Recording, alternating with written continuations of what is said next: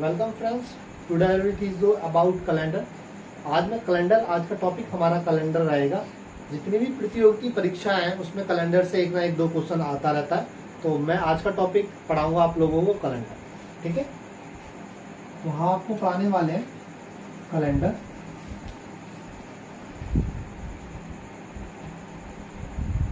आज का हमारा टॉपिक है कैलेंडर और हर परीक्षा में इससे एक न दो क्वेश्चन आते हैं। तो सबसे पहले आपको याद रखना है कि कैलेंडर किसको शो करता है। तो सबसे पहले आपको मैं बताऊं कैलेंडर किसको डिकोड करता है। कैलेंडर एक ईयर को शो करता है। ईयर मतलब साल को शो करता है, दर्शाता है। और मंथ्स को डिकोड करेगा। मंथ्स मतलब महीने को शो करेगा। और डे को, डेज, दिनों। तो एक कैलेंडर होता है किसको डिकोड करता है। सबसे पहले फर्स्ट ऑफ ऑल ईयर को, साल को, मंथ्स और डे को। अभी जैसे सपोज दैट मैं बताऊं कि कैलेंडर किसको डिकोड करता है, साल को, मंथ्स को और डे को। जैसे हम बात करें साल की, ईयर की, ईयर को भी दो भागों में डिकोड करता है। ईयर को भी दो में, कौन कौन सी में, एक जनरल ईयर और एक लीप ईयर। मतलब सामान्य वर्ष, जनरल ईयर मतलब सामान्य वर्ष या साधारण वर्ष। सामान्य साधारण भी बोल सकते हैं इसको। और लीप ईयर, इसको लीप वर्ष कहते हैं या हिंदी में इसको आदि वर्ष भी कहते हैं। तो अभी आपको मैंने बताया कि कैलेंडर किसको शो करेगा, एक ईयर को। ये ईयर में भी क्या होते हैं, मंथ्स होते हैं, और मंथ्स में भी क्या होते हैं, मंथ्स भी डे से मिलकर बना होता है। तो सबसे पहले मैं आपको बता दूं कि ईयर है। ईयर क्या होता है कि 1 ईयर हैज 12 मंथ्स। मतलब एक ईयर में कितने मंथ होते हैं, 12 महीने होते हैं। तो 12 महीनों को मिलाकर 12 मंथ्स इक्वल 1 ईयर। एक 12 महीने मिलाकर बनता है एक साल। अब कहेंगे साल को भी दो भागों में बांटा गया है, एक जनरल ईयर और एक लीप ईयर। अभी आप पूछ रहे होंगे कि सामान्य वर्ष क्या होता है और लीप वर्ष मतलब अधिवर्ष क्या होता है। तो आपको मैं बता दूं, a general year has a 365 days. मतलब एक जनरल ईयर मतलब साधारण वर्ष में 365 दिन होते हैं और एक लीप ईयर में 366 दिन होते हैं। मतलब a leap year has a 360 days. मतलब कहने का बात समझ में आया। तो इसको मैं बना सकता हूं कि 52 वीक प्लस 1 एक्स्ट्रा डे। तो आप सोच रहे होंगे कि एक्स्ट्रा डे क्या है, वीक। जैसे मैं अभी आपको बता दूं कि ईयर जो मिलकर बनी है वो 12 महीनों को मिलाकर बनी हुई है। इसी प्रकार एक ईयर में 12 मंथ्स होते हैं। अभी बताऊंगा कौन कौन से महीने होते हैं। और आपसे पहले और और जो वीक होता है वो दिनों को मिलाकर बना होता है। सबसे पहले मैं एक बात बतानी आपको भूल गया कि कोई ना कोई रिपीटिशन है। जैसे आपको मैं बताऊं कि जैसे जो कैलेंडर हम देख रहे हैं अभी 2022 में पढ़ा रहे हैं, तो 2022 भी किसी साल का रिपीटेड रहा होगा या आने वाली किसी साल का रिपीट होगा।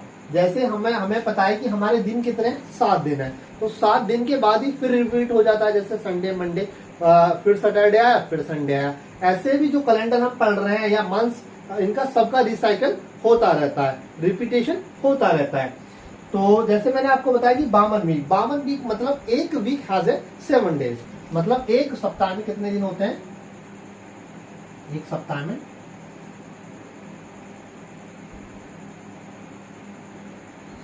7 दिन होते हैं। तो एक सप्ताह में 7 दिन, तो 52 सप्ताह में कितना हो गया, 52 मल्टीप्लाई 7 364 प्लस 1, तो हमारा कितना हो गया, 365 दिन हो गए टोटल। क्योंकि 52 वीक कैसे बने, क्योंकि एक सप्ताह में 7 दिन होते हैं, तो 52 सप्ताह तो कंप्लीट पूरा बन गए। पर एक एक्स्ट्रा दिन वो है, एक अतिरिक्त वो दिन है जो किसी के साथ पेयर नहीं बना सकता है। इसी प्रकार में लीप ईयर की बात करूं कि लीप ईयर में 366 दिन होते हैं। तो इसमें क्या होता है कि 52 वीक होते हैं, 52 वीक प्लस 2 एक्स्ट्रा डे, मतलब एक्स्ट्रा डे मतलब 2 अतिरिक्त दिन वो होते हैं। जिन अतिरिक्त दिन वो होते हैं जो सेम पेयर नहीं बना सकते हैं, मतलब वीक के ग्रुप में नहीं आते हैं। इतनी बात आप लोगों को बात समझ में आ गई होगी। ये था ईयर का डिवाइडेशन। अब मैं बात कहूंगा सर, अभी आप पूछोगे, आपको पूछना चाहिए था मेरे से कि सर जनरल ईयर और लीप ईयर आपने मुझे बता दिया कि जनरल ईयर सामान्य वर्ष में 365 दिन होते हैं और लीप ईयर में 366 दिन होते हैं कि 52 वीक प्लस 2 एक्स्ट्रा डे, और इसमें 52 वीक प्लस 1 एक्स्ट्रा डे। तो हाउ टू नो, हम कैसे जाने, हम कैसे जान सकते हैं कि जनरल ईयर क्या है और लीप ईयर क्या है। तो सबसे पहले हमें यह समझना होगा कि ईयर जो साल होती है वो दो भागों में डिवाइड है। तो दो पार्ट होते हैं ईयर के, एक होता है साधारण वर्ष, एक होता है लीप वर्ष या अधिवर्ष, जिसे इंग्लिश में लीप ईयर कहते हैं, और एक को जनरल ईयर कहते हैं। ठीक, अब सबसे मोस्ट बातें हैं समझना कि किसे लीप ईयर कहते हैं, मतलब किसे अधिवर्ष या लीप वर्ष कहते हैं, किसको जनरल ईयर सामान्य वर्ष कहते हैं। तो आप लोगों को आशा करता हूँ ये समझ में आया होगा, ये रफ कर देता हूँ।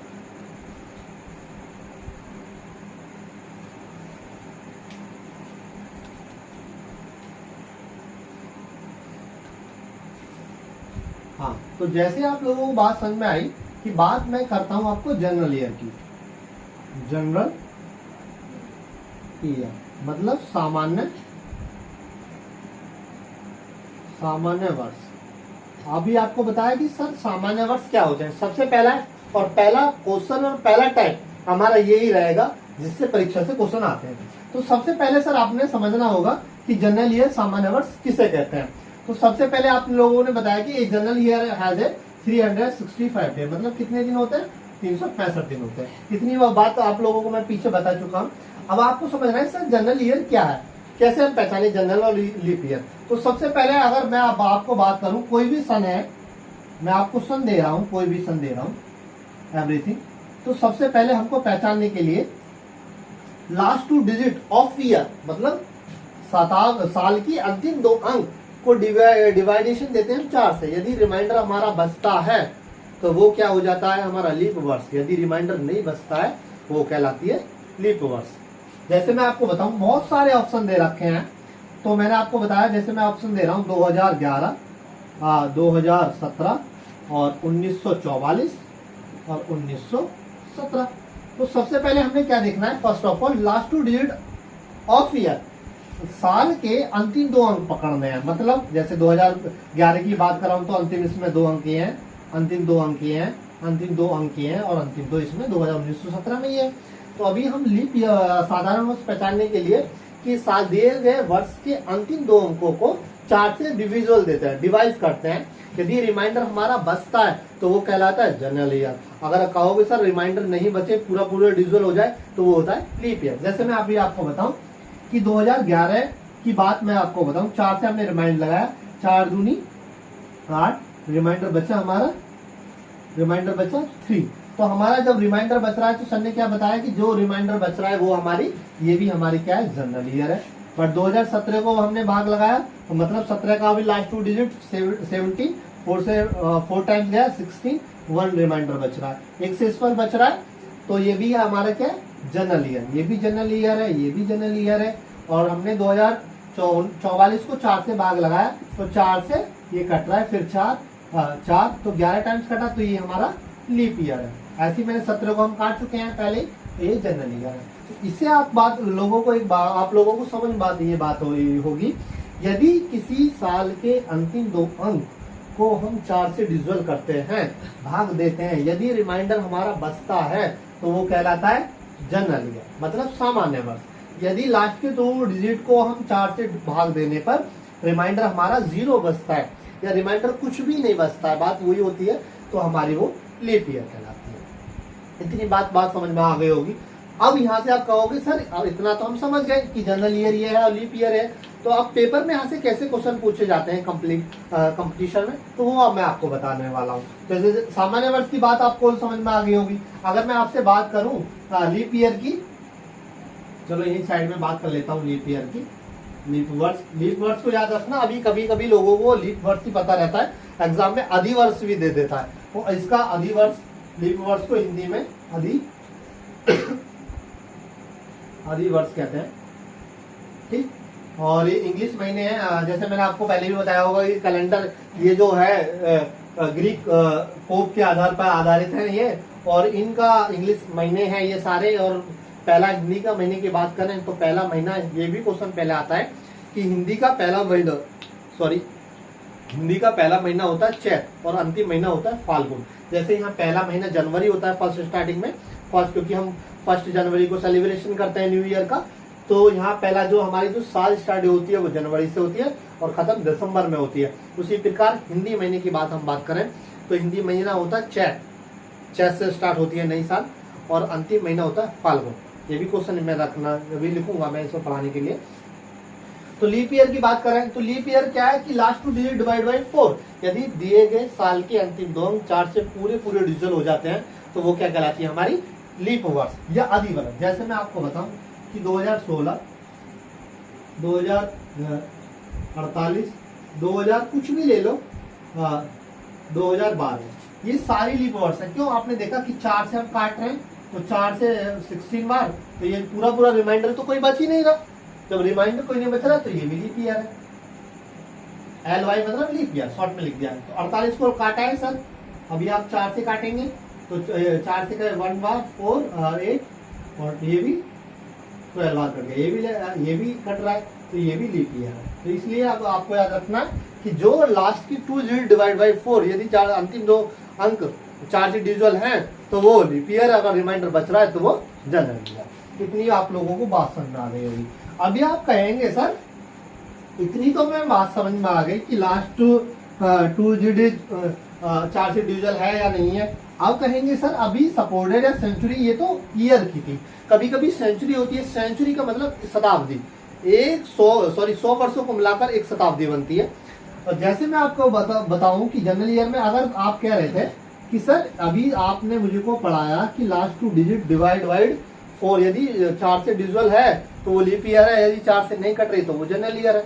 और सपोर्टेड अगर कोई सेंचुरी में हो तो हाउ टू सॉल्व, कैसे करें हम इसको? तो आपको जनरल ईयर में क्या करना है, यदि सेंचुरी में हो, जैसे 1900 सेंचुरी हुआ, 1700 सेंचुरी हो, 1800, कुछ भी हो सकता है, 2100, 2200, एवरीथिंग कुछ भी हो सकता है। तो फर्स्ट ऑफ ऑल आपको क्या लगना है, बात वही है। पहले क्या अगर यहाँ एक भी सन होता, याद रखना ये शताब्दी है, ये सन है, ये शताब्दी है, ये सन है, याद रखना। जैसे हम बात करें 2022 की, तो ये 2022, ये कौन सी सेंचुरी है? 20वीं सेंचुरी, 20वीं सेंचुरी कंप्लीट हो गई है, और 22वीं सन है, ये सन है, सन 2022, ये शताब्दी है।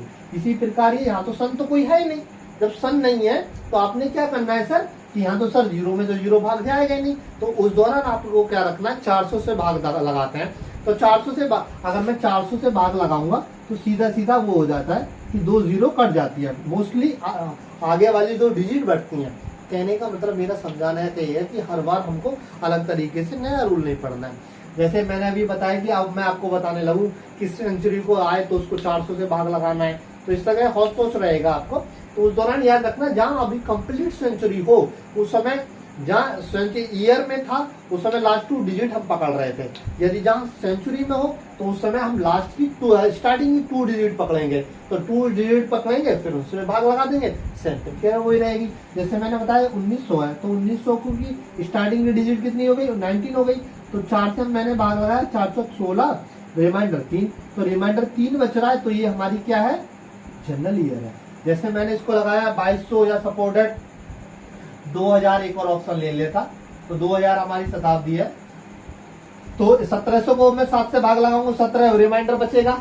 तो जैसे 17 को मैं 4 भाग से लगाया तो 416, रिमाइंडर 1 बचा, तो ये भी जनरल ईयर है। 18 से लगाऊंगा, ये भी रिमाइंडर। अब 2000 को लगाया तो लास्ट की 2 डिजिट पकड़, सॉरी स्टार्टिंग 2 डिजिट पकड़नी है। इस तरीके का अगर कंप्लीट सेंचुरी है तो यहाँ लास्ट की 2 डिजिट ना पकड़कर स्टार्टिंग की 2 डिजिट पकड़ते हैं। यदि 2 डिजिट को 4 से भाग देने पर रिमाइंडर हमारा बच रहा है तो वो जनरल ईयर है, तो यदि रिमाइंडर नहीं बच रहा है तो लीप ईयर है। इतनी बात आप लोगों को बात समझ में आ गई। जैसे 2020 को मैं 4 से भाग लगाऊं तो 4 पंजे 20, तो रिमाइंडर हमारा कुछ नहीं बचा, तो ये हमारी लीप ईयर है।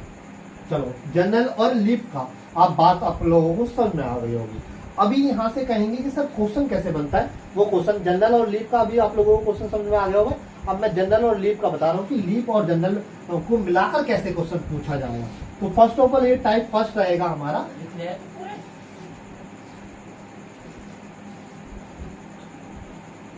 पहला टाइप फर्स्ट है ये हमारा टाइप फर्स्ट में आपको पूछा जाएगा कि लीप ईयर, जैसे मैंने आपको बताया कि लीप ईयर्स, अभी ईयर्स की बात कर रहा हूँ, फिर मंथ्स की बात मैं आपको करूंगा कि अभी भी मैंने बताया क्या कि ईयर्स में कैसे रिलेटेड क्वेश्चन पूछ सकता है। जैसे मैंने आपको बताया कि ये क्वेश्चन देगा निम्नलिखित में से कौन सा विषम है? विषम पूछ सकता है, अलग पूछ सकता है, कुछ भी पूछ सकता है। विषम है, अलग है या भिन्न है, बात मीन्स वही है, डिफर है तो या ऑड है, भिन्न। कह सकता है कि ये पूछ रहा है निम्नलिखित में से कौन सा विषम, एक वर्ड, एक ऑप्शन रहेगा कि वो डिफर रहेगा, क्योंकि एग्जाम में 4 ऑप्शन आते हैं।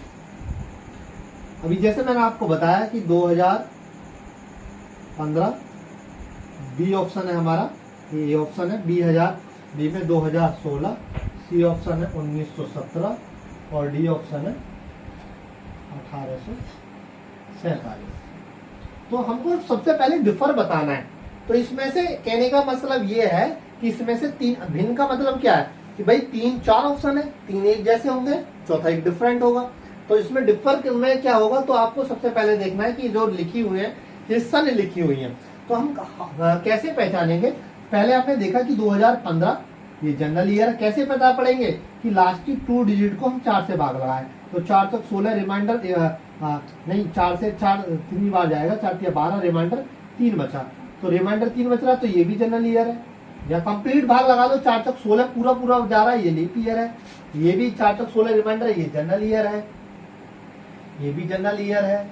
तो यहाँ से डिफर कौन रहा, तो डिफर तो हमारा 2016 ही रहा, क्योंकि क्या, क्योंकि ये बाकी के 3 ऑप्शन जनरल ईयर है, बट बी ऑप्शन जो है वो लीप ईयर है। तो आपको कभी ये इस प्रकार से नहीं क्वेश्चन पूछेगा कि इसमें से लीप वर्ष बताओ या दिवर्ष बताओ, तो आपसे ये पूछ सकता है कि इसमें से भिन्न कौन सा। इस तरीके पहले क्वेश्चन आते थे कि इनमें से लीप वर्ष कौन सा है कौन सा नहीं है। अब थोड़ा एग्जामिनर स्मार्ट हो गया माइंड से, तो इस तरीके से आपको डिप्लोमेटिक तरीके से क्वेश्चन पूछेगा और डिप्लोमेटिक तरीके से आपको आंसर देना है कि 2015-2016 में डिफर बताना है। तो आपको पता है डिफर तो कैसे होता है, जनरल और लीप का केसेस होता है, तो उसी आधार पर आपको इन तरीके के क्वेश्चन में आपको देगा।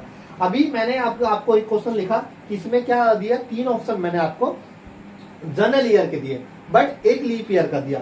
अब नेक्स्ट इसी क्वेश्चन को किस प्रकार से कह सकता है कि 3 ऑप्शन लीप ईयर के दे, एक जनरल ईयर का दे, बना लेंगे। चलो मैं एक बना कर दिखाता हूँ फिर आपको, जैसे सपोर्टेड आपको मैंने बताया।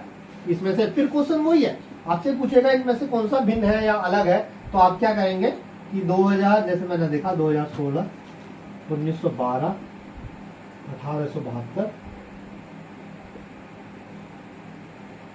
2011। तो आप समझ सकते हैं कि लास्ट 2 डिजिट को पकड़ो, ये ऑप्शन है, ये बी ऑप्शन है, ये सी ऑप्शन है, ये डी ऑप्शन। तो हमने 4 से काटा, 4 से, ये भी जनरल लीप ईयर है, ये भी लीप ईयर है, क्योंकि डिजिटल पूरा कंप्लीट डिजिटल है। 17 को काटा, ये भी डिजिटल है, क्यों, कैसे काटोगे, 4 से काटा, 1 टाइम, 3 बचा, रिमाइंडर 2 और 4 32, रिमाइंडर 0। जब रिमाइंडर 0 बचता है वो क्या कहलाता है, लीप ईयर। अब हम 11 को काटेंगे, तो इसी प्रकार से क्या हो जाएगी हमारा 11 को मैंने 4 से काटा, तो 4 दूनी 8, रिमाइंडर मेरा 3 बच रहा है। जब रिमाइंडर बचता है, तो जिसमें रिमाइंडर बचता है वो जनरल ईयर होती है।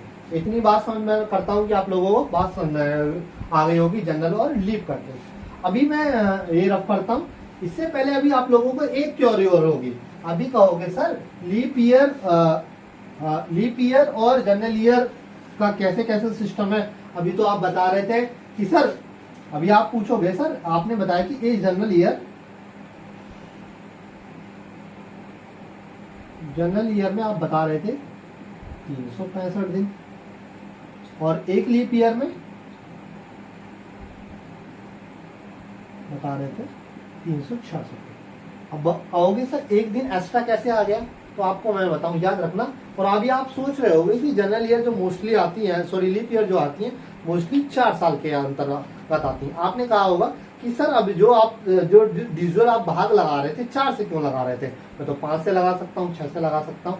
तो वो मैं वही वाले आप बातें बताता हूँ कि 4 से लगाने की रिक्वायरमेंट क्यों पड़ी है। आपको मुझसे ये क्वेश्चन करना चाहिए था कि सर ये तो क्या रटने वाली बात है कि 4 से क्यों लगा रहे हैं, मैं तो 6 से भी लगा सकती हूँ या 10 से लगा सकती हूँ, 8 से लगा सकती हूँ। तो आपने ये पूछना चाहिए था, बट मैं उसका पूरा सिस्टम अभी आपको बता देता हूँ। ये अभी ज्योग्राफी आपने पढ़ी होगी या जो सी क्लास में 6-7 क्लास में भी पढ़ी होगी, मोस्टली वहां से स्टार्ट हो जाती है 6 क्लास से। तो अभी आपने बताया होगा कि जो ये सपोर्ट डेट ये अर्थ है, और ये सन है, ठीक है, ये सन है। तो अर्थ जो सूर्य की, याद रखना ये बात रखना, पृथ्वी जो है सूर्य की परिक्रमा लगाती है, ना कि सूर्य पृथ्वी का परिक्रमा लगाता है। तो ये सूर्य है, और सूर्य की जो पृथ्वी परिक्रमा लगाती है, याद रखना वो लगाती है, ये पढ़ाने के लिए नहीं था ये टॉपिक, मैं पढ़ाने के लिए बता दूंगा, सॉरी, तो ये चल रहा है तो इसलिए मैं बता रहा हूँ, ज्योग्राफी का टॉपिक है जिसको मैं बताने वाला हूँ। जो पृथ्वी राउंड करती है वो 1610 किलोमीटर प्रति घंटा, मतलब पृथ्वी का जो परिक्रमण काल होता है, मतलब एक चक्कर लगाती जो स्पीड लगाती है वो 1610 किलोमीटर प्रति घंटा से लगाती है। तो उसका जो एक चक्कर लगता है 365 दिन 5 घंटा 48 मिनट और 46 सेकंड में कंप्लीट हो सकती है। तो इसको मैं लगभग कह सकता हूँ 365 दिन प्लस 6 आवर। क्यों? क्योंकि आपको पता है कि एक आवर में 60 मिनट होती है, 5 घंटा ये है और ये लगभग 48 मिनट की हो गई, तो लगभग इसको मैं मान सकता हूँ 60 मिनट मान लेता तो 1 घंटा हो जाता। लगभग मैंने माना है इसको 365 दिन लगभग 6 घंटा, समझ रहे हो। तो 1 घंटे में पृथ्वी जो चल रही है, एक चक्कर लगाने में इसको जो समय लग रहा है 365 दिन प्लस 6 घंटा। कहने का मतलब कहते हैं कि एक साल से कितना दिन एक्स्ट्रा चल रही है, एक चक्कर में 6 घंटे। तो एक चक्कर में 6 घंटे लग रहा है, और दूसरे चक्कर में भी फिर 6, फिर तीसरे में भी 6 आवर, और चौथे में भी 6 आवर, और 6 और 6 को 4 टाइम्स करेंगे तो टोटल हो जाएगा 24 आवर। तो 24 आवर का मतलब एक दिन एक्स्ट्रा हो गया ना, फिर ये साइकिल ये चलती रहेगी इसी प्रकार से। तो 24 घंटा जो एक्स्ट्रा बना तो वो 24 घंटे ना ऐड होकर क्या बन जाएगा, एक दिन एक्स्ट्रा, इसलिए इसमें एक्स्ट्रा दिन जो हो जाता है 366 दिन। ठीक, चलो ये ईयर का हो गया। अब मैं बताता हूं मंथ्स का। तो जैसे ईयर का मैंने आपको बताया, आशा करता हूं ये ईयर का बहुत अच्छी तरीके से आपको समझ में आया होगा। इसी प्रकार से मैं आपको बता रहा हूं मंथ्स का। मंथ्स मतलब महीने। तो मंथ्स जो है आपको मैं बताऊं कि मंथ्स को भी 3 भागों में बांटा गया है। कैसे कैसे बांटा गया है कि मैंने बताया, जैसे मैंने अभी बताया कि एक मंथ में, किसी मंथ में 30 दिन के दिन होते हैं जो मंथ ग्रुपिंग से मिलकर बना है। जैसे मैंने आपको बताया 1 week has 7 days, 1 year has 12 months, मतलब सालों को साल जो बनी होती है कुछ महीनों को मिलाकर बनी होती है। जो महीना होता है कुछ वीक हो या कुछ दिनों को मिलकर बना होता है। कौन सा किस प्रकार से क्वेश्चन पूछा जाएगा, यहाँ से मैं आपको रूबरू कराता हूँ। फिर इस तरीके के आगे जो टॉपिक रहेंगे वो टॉपिक में बताऊंगा रिपीटेड ईयर। जैसे अभी 2022 चल रही है, 2020 चल रही है, तो ये भी किसी ना किसी वर्ष का रिपीट रहा होगा कैलेंडर, या आने वाला में भी रहा होगा और आने वाले समय में भी रहेगा। ठीक है, पास्ट में मतलब फ्यूचर में भी। तो आपको बताना है कि देखो मंथ्स, अभी आपने मोस्टली आपने पढ़ रखा है जो मंथ्स हैं, जो महीने हैं, इनको हम 3 भागों में बांट के पढ़ते हैं। तो मोस्टली बताया कि एक तो 28 या 29 डे वाला होता है, ये तो आपने पता ही है कि आपको पता है ये फेब होता है, ये फेब होता है, और ये होता है, ये 4 महीने होते हैं, ये 7 महीने होते हैं, 7 मंथ। कहने का मतलब ये 31 दिन वाले हैं, 31 डेज, ये 39, और तीसरा है 30 दिन वाले। मतलब कहने का मतलब है कि जो महीने बांटे गए हैं, कुछ महीने 31 दिन के होते हैं, कुछ महीने 28 से 29 दिन के होते हैं, और कुछ होते हैं 30 दिन के। कौन कौन से होते हैं और कितने कितने होते हैं? जैसे 31 दिन वाले महीने की बात करूं वो 7 मंथ्स होते हैं, और इसकी बात करें ये एक ही मंथ होता है। जैसे फेब मैंने लिख दिया है आपको, और ये होते हैं 4, 7, 4, 11 और 12, टोटल हो गए 12 दिन। हम यहाँ से क्वेश्चन क्या बनेगा, तो सबसे पहले मैं आपको बता दूं, इनको रटने की जरूरत नहीं है, और यहाँ से भी क्वेश्चन बन सकता है। यहाँ से बन सकता है, क्या बनता है मोस्टली, यहाँ से पूछेगा, इसमें भी डिफर पूछेगा। और डिफर क्या पूछेगा कि इसमें से पूछेगा 3 ऑप्शन तो 31 महीने के 31 दिन वाले रह सकते हैं, एक 30 दिन वाला रह सकता है, या 3 ऑप्शन 30 दिन वाले रह सकते हैं, एक 31 दिन वाला होता है। तो उसमें से हमें डिफर बताना है। क्या बताना है बेटा? डिफर बताना है, मतलब सबसे अलग बताना है। जैसे अभी सबसे पहले हमें ये जानना चाहिए कि भैया मुझे क्या पता कि कैसे पहचानेंगे। आप कहोगे सर मुझे क्या पता कि कौन से महीने 30 दिन वाले हैं, कौन से 31 दिन वाले हैं। तो सबसे पहले फर्स्ट ऑफ ऑल आप अपने हाथ को ऐसे रखें, जो हड्डियों में महीने आ रहे हैं स्टार्टिंग में वो 31 के होते हैं, और जो गड्ढे में जाए फैब को छोड़कर वो सीधा सीधा क्या है 30 दिन के होते हैं। जैसे आपने मैंने यहाँ से गिना कि 7 महीने कौन कौन से होते हैं, तो मैं आपको बताने वाला हूँ 7 महीने कौन से होते हैं। एक तो जनवरी, फेब 28 का हो गया, फेब के बाद मार्च, मार्च के बाद मई, मई के बाद जुलाई, जुलाई के बाद अगस्त, पहला दूसरा तीसरा चौथा पांचवा, छठा होता है अक्टूबर और 7 में होता है दिसंबर। आप गिनेंगे इस तरीके से। और 28 वाला महीना एक ही होता है, जैसे मैंने बताया फेब, तो सीधा याद रखना जो फेब लीप ईयर में फेब 29 डे की हो जाती है और इसमें 28 दिन की हो जाती है जनरल ईयर में। और 4 महीने कौन कौन से बचे, वो 4 मंथ्स कौन कौन से हमारे, वो मंथ्स मैं आपको बता रहा हूँ कि कौन कौन सा बचा। अभी हमारा एक बचा जून बचा, सॉरी अप्रैल बचा, अप्रैल बचा, जून बचा, सितंबर बचा और नवंबर बचा। ये 4 महीने हैं जो हमारे 30-30 दिन के होते हैं और बाकी के 31-31 दिन के होते हैं। इतना बात आप लोगों को समझ में आया।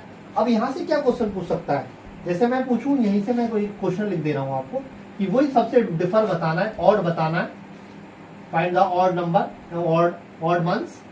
तो आपको पूछा जाए निम्नलिखित में से, निम्नलिखित में से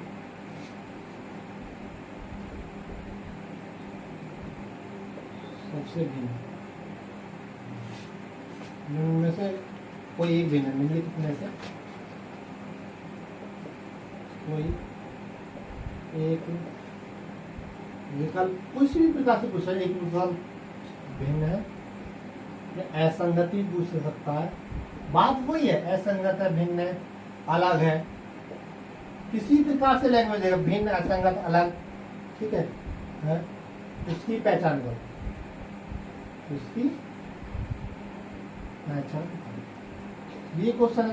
तो आपको क्या पूछा जाएगा, तो ऑप्शन रहेगा जैसे मैंने बताया कि ऑप्शन ए ऑप्शन है, ए ऑप्शन में मैं दे देता जुलाई, बी ऑप्शन में दे देता नवंबर, सी ऑप्शन में दे देता दिसंबर और डी ऑप्शन में देता मार्च। आपको सबसे पहले देखना है कि महीने की बात की गई है, तो महीना किससे डिपेंड करना है, 30 और 31 का।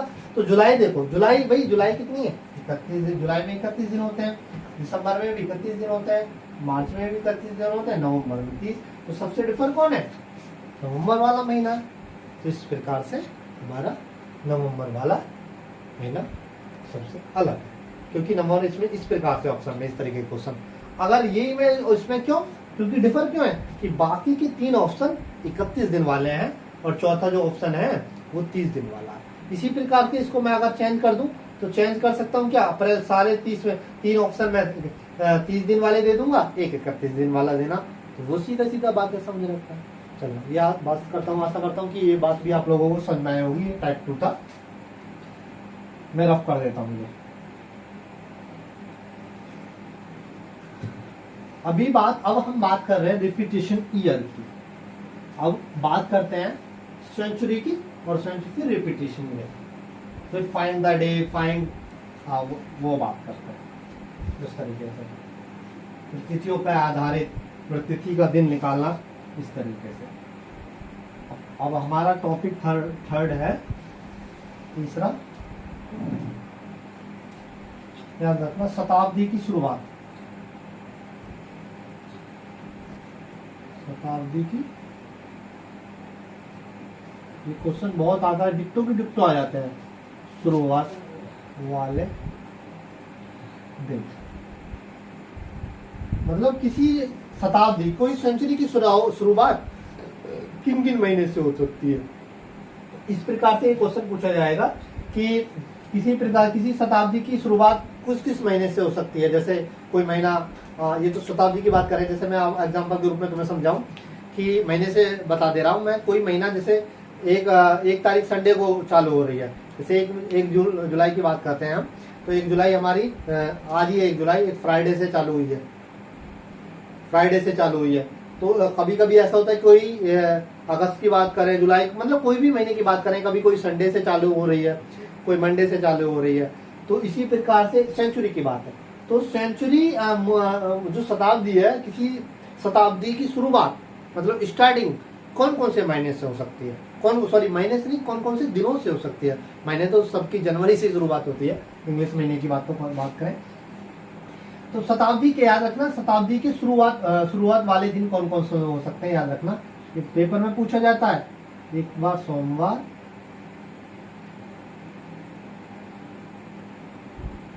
मंगलवार, मंडे, ट्यूसडे, वेडनेसडे, बृहस्पतिवार, या इसको गुरुवार भी कह सकते हैं, और एक शनिवार कह सकते हैं। 4 वो 4 दिन हैं जिनकी शुरुआत इन दिनों से हो सकती है शताब्दी की।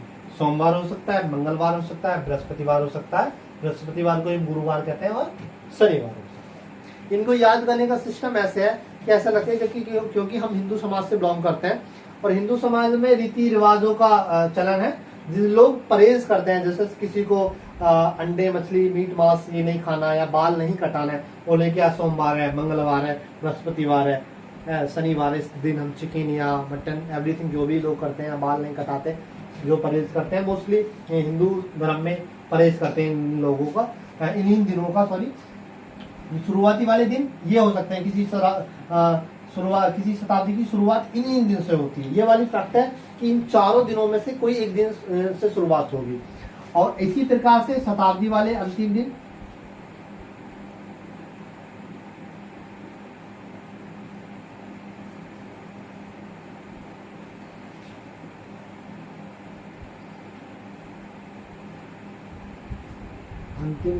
मतलब किसी शताब्दी की अंतिम जो शताब्दी हो रही है उसका अंतिम दिन कौन कौन सा हो सकता है, इसको छोड़कर सारे, मतलब सोमवार कॉमन है, सोमवार तो है ये, बाकी का मंगल के बाद बुधवार बचा, बुधवार के बाद शुक्र बचा, शुक्रवार और रविवार,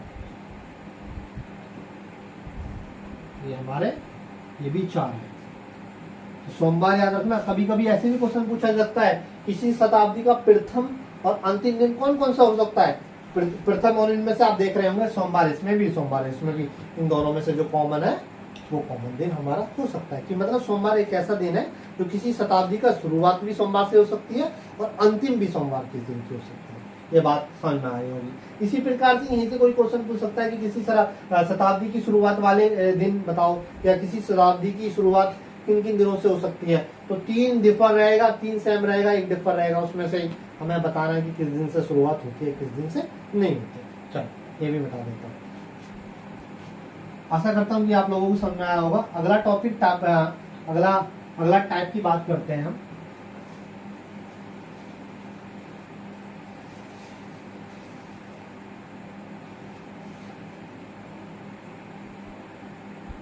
अगला टाइप बताएंगे हम रिपीटिशन ईयर। रिपीटिशन ईयर अगला टाइप हमारा है रिपीटिशन ईयर।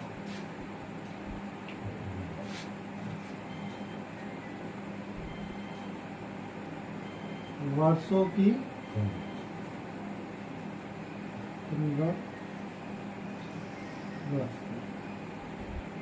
पुनरावृत्ति मतलब repetition of year. Repetition of year पुनरावृत्ति कैसे हम बता देंगे कि कोई साल रिपीटेशन मतलब सालों का रिपीटेशन, वर्षों की पुनरावृत्ति। जैसे आपको मैंने बताया कि जैसे हम मंथ्स होते हैं 12, दिसंबर होने के बाद फिर जनवरी आती है, इसी प्रकार 7 दिन, सैटरडे के बाद फिर संडे, संडे के बाद फिर मंडे, फिर रिसाइकिल चलती रहती है इसी प्रकार जैसे आपने बताया, जैसे मैंने आपको बता दूं कि जैसे हम कैलेंडर की बात करते हैं, जैसे मैंने आपको बताया कि कैलेंडर शो करता है सम ईयर को शो करता है, मंथ्स को शो करता है, डे को शो करता है, उसी प्रकार से जो वर्ष है वर्ष का भी पुनरावर्तन होता है। ऐसे तो है नहीं कि हर साल नया दिन बनेगा, अलग नया दिन आएगा या अलग नया कैलेंडर आएगा। नया कैलेंडर बस ओनली साल चेंज होती है, दिन वो और महीने वो सब रहते हैं, सेम ही रहते हैं, बस ईयर बदल जाती है। बदलते सिर्फ क्या है, नंबर।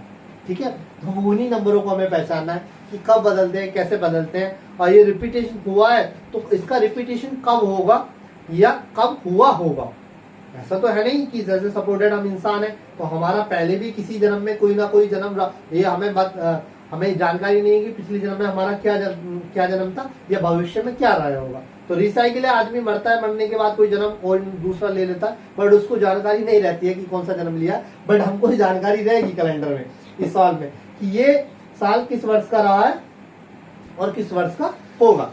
तो वर्षों की पुनरावृत्ति आपको मैं बताऊं, रिपीटेशन। जैसे मैं आपको बताऊं कि 2011 की बात करते हैं कि 2011 का जो कैलेंडर है ये किस वर्ष का रहेगा और किस वर्ष का होगा। सबसे पहले बात याद रखना, यदि इनको पहचानने के लिए दो बातें हैं, दो बातें वही। सबसे पहले याद रखना, जनरल और लीप का हमें केस समझना है कि जब आप लोगों को जनरल और लीप का केस समझ में आता है कि वही नियम इसी में फॉलो करना है। वो फॉलो क्या करना है वो मैं आपको कुछ दो बातें बता रहा हूँ, दो बातों को देना है, याद रखना है।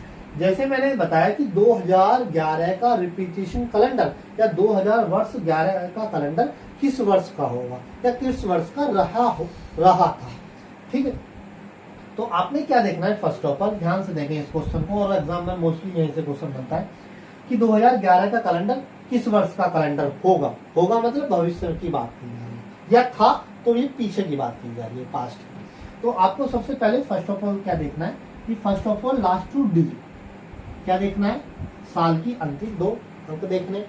यदि अंक देखने और अंक को भी हमें क्या देखना है, 4 से डिविजल करना है, 4 से भाग देना है। 11 को मैंने 4 से भाग लगाया, 4 दूनी 8, रिमाइंडर बच रहा 30। तो रिमाइंडर बचेगा। यदि याद रखना, यदि किसी भी नंबर्स को मुझे 4 से भाग लगाना है, किसी भी नंबर को मुझे 4 से रिमाइंडर भाग लगाना है, सॉरी, किसी भी नंबर को मुझे 4 से भाग लगाना है, तो उसका रिमाइंडर कौन कौन से हो सकते हैं। तो उसके रिमाइंडर याद रखना, रिमाइंडर 1 हो सकता है, 2 हो सकता है, 3 हो सकता है, 4 रिमाइंडर हो सकता है, नहीं 4 रिमाइंडर नहीं होगा। जब 4 से भाग लगा देंगे तो रिमाइंडर तो बचेगा नहीं, तो 4 नहीं होने के बाद क्या बचेगा, वो रिमाइंडर 0 बचेगा। तो एक बात फिर मैं आपको बता दूं, यदि किसी भी साल को दिए गए वर्ष का हमें रिपीटेशन कैलेंडर या रिपीट कैलेंडर हमको याद करना है, तो सबसे पहले फर्स्ट ऑफ ऑल उस साल को पकड़ो और उसके अंतिम 2 अंकों को 4 से भाग लगाओ। 4 से भाग लगाने पर यदि रिमाइंडर 1 आता है, 2 आता है, 3 बचता है या 0 बचता है। क्यों? क्योंकि 4 से भाग लगाने पर रिमाइंडर 4 ही बच सकते हैं। 4 के अंक कौन से, एक बच सकता है, 2 बच सकता है, 3 बच सकता है या 0 बचता है। 0 मतलब कुछ भी नहीं बचेगा, ठीक। तो वो याद रखना है। और वो भी बताया, आप कहोगे सर रिमाइंडर 1 बच रहा है, 2 बच रहा है, 3 बच रहा है, तो क्या क्या क्या करें। तो याद रखना, यदि जब रिमाइंडर, इसको रफ कर देता हूँ, यदि शेषफल 1 बचे तो दिए गए वर्ष में मुझे कितना जोड़ना है, 6। रिमाइंडर 2 और 3 बचे तो उस समय दिए गए वर्ष में 11 जोड़ना है। यदि रिमाइंडर 0 बचे तो उस समय कितना जोड़ना है, दिए गए वर्ष में 28 जोड़ना है। ये भी क्या है, जोड़ना और घटाना है। जोड़ना और घटाने का मतलब क्या है, यदि फॉरवर्ड पूछे तो आपको प्लस करना है और बैकवर्ड पूछे तो माइनस करना है। जैसे आपको मैं पूछूं, तो ये पहला मेरा क्वेश्चन है कि मैं आपको बताऊं, चलो तो इसी का बता दे रहा हूं, 2011 का वर्ष 2011 का पुनरावृत्ति कैलेंडर किस वर्ष का होगा, किस वर्ष का होगा। तो आपने फर्स्ट ऑफ ऑल क्या देखना है कि सबसे पहले 2000 जो हमारी साल है, तो संज्ञा भी क्या बताया कि सबसे पहले हम क्या देखते हैं कि साल को देखते हैं। तो साल के लास्ट 2 डिजिट पकड़ा मैंने, 11 है, और 11 को मैंने बताया कि संज्ञा बताया कि लास्ट 2 डिजिट डिवाइड बाई 4। इसकी नोट इसकी मैं लिख दे रहा हूँ, पहचान ये तो यही लिखनी चाहिए थी, ये लास्ट 2 डिजिट डिवाइड बाई 4। यदि रिमाइंडर हमारा ये रिमाइंडर क्या किसने, ये रिमाइंडर 1 बचे, दिए गए वर्ष में 6 जोड़ेंगे, 6 घटाएंगे। जोड़ने का मतलब है फॉरवर्ड, प्लस का मतलब फॉरवर्ड आने वाला, और पीछे बैकवर्ड मतलब पीछे था पास्ट में। अगर 6 साल घटा देंगे, रिमाइंडर 1 बच रहा है तो बैकवर्ड में पहुंच जाएगा, पीछे पहुंच जाएगा, और फॉरवर्ड लाना है तो मुझे क्या 1 साल 6 जोड़ देंगे, प्लस आगे बढ़ जाएगा। जैसे अभी हमें इसको ही देखना है कि वर्ष 2011 का कैलेंडर किस वर्ष का होगा। तो वर्ष 2011 कैलेंडर में आपने देखा कि सबसे पहले first of all last 2 divide by 4, यदि चार लास्ट की 2 अंकों को हम 4 से भाग लगाते हैं तो 4 दूनी 8, रिमाइंडर क्या बचना है 3। तो सर ने रिमाइंडर बच रहा है हमारा 3। तो सर आपने देखना है कि रिमाइंडर हमारा जब 3 बच रहा है तो जब 3 2 और 3 बचते हैं दी गए वर्ष हम कितना जोड़ते हैं 11। तो 2011 में हम 11 जोड़ देंगे तो ये हो जाएगा 2000। ये कैलेंडर हमारा किस वर्ष का होगा 2022 का कैलेंडर। याद रखना कि 2022 का कैलेंडर और 2011 का कैलेंडर बिल्कुल सेम डिक्टो रहेगा। अभी मेरे पास यहाँ कैलेंडर नहीं है तो मैं अभी आपको दिखा सकता हूँ, या आप गूगल कर लेना या अपने फोन में देख लेना कि अगर सपोर्टेड 1 जनवरी को रिपीटिस्ट का मतलब एज ए डिस टोटल एकदम सेम के सेम चलना दिन का। यदि 1 जनवरी को वहां भी संडे है तो यहाँ भी संडे होगा 100%। 1 जनवरी 2022 में यदि 1 जनवरी 2011 में मंडे है 1 तारीख को तो वो भी यहाँ 2022 1 जनवरी को भी मंडे होगा। मतलब पूरा रिपीटेशन चल रहा है। ये तो था फॉरवर्ड का। इसी प्रकार बैकवर्ड पूछता तो आप बैकवर्ड कर देते। बैकवर्ड में क्या करते तो यहाँ फॉरवर्ड पूछा, बैकवर्ड था जैसे तो 11 था, रिमाइंडर 3 ही बचता है तो यहाँ जोड़ रहे थे वहां घटा देते तो वो क्या बच जाता 2000 सेंचुरी का। दरअसल 2011 का था, हमसे क्या पूछा आने वाला भविष्य का पूछा फॉरवर्ड। हमको बैकवर्ड चलना होता तो बैकवर्ड में से हम घटा देते तो वो कौन सी हो जाती शताब्दी हमारी 2000 सन का। मतलब 2000 सन का हमारा कैलेंडर बिल्कुल सेम रहा होगा। यही सेम प्रक्रिया। जैसे मैं आपको बात करूं 2016 कैलेंडर की बात करते हैं हम कि 1912 की बात करते हैं। 1912 किस वर्ष का कैलेंडर रहा होगा तो 1912 सबसे पहले देखना कि first of all last 2 digit of year. यदि लास्ट की 2 अंतिम अंकों को हम 4 से भाग लगाने पर रिमाइंडर 0 बचता है। सीधी बात है कि यदि 4 को लास्ट की 2 अंक 12 है, 12 को मैंने 4 से लगाया, 12 को 4 से भाग लगाया तो 4 दिया 12, रिमाइंडर मेरा 0 बच रहा है। तो सर ने क्या बताया जब रिमाइंडर 0 बचता है तो दिए गए वर्ष में हम 28 जोड़ देते हैं। तो 1912 प्लस 28 तो कितना हो गया ये 1940। ये वर्ष 1940 का है। ये था रिपीटेशन ईयर था। ये टॉपिक था हमारा टाइप 4। अब इससे पहले मैंने अभी एक बार रिकॉल करा दूं। अभी मैंने अभी क्या पढ़ा है ये इसको मैं 4-5 टॉपिक अभी इसमें 3-4 टाइप और बचे हैं, बहुत इजीली है ये। तो अभी मैंने आपको क्या बताया कि जनरल ईयर बताना, लीप ईयर बताना और कौन कौन से रिपीटेशन ईयर बताना और ऑड और इवन का केस अभी आपको बताया था।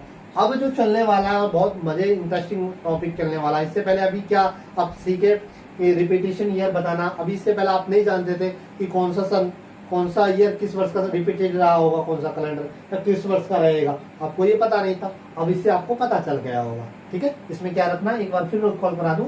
यदि रिमाइंडर 1 बच रहा है तो 6, रिमाइंडर 2 और 3 बच रहा है 11, रिमाइंडर 0 बच रहा है तो उस दौरान हम दिए गए वर्ष में इतने जोड़ने से हम फॉरवर्ड और घटाने से बैकवर्ड निकाल सकते हैं ईयर का। इतनी बात मैंने आपको 4 टॉपिक पढ़ाए। आने वाले जो 2 से 3 टॉपिक है टाइप है वो आपको मैं अगली क्लास में पढ़ाऊंगा। तब तक बाय, टेक केयर।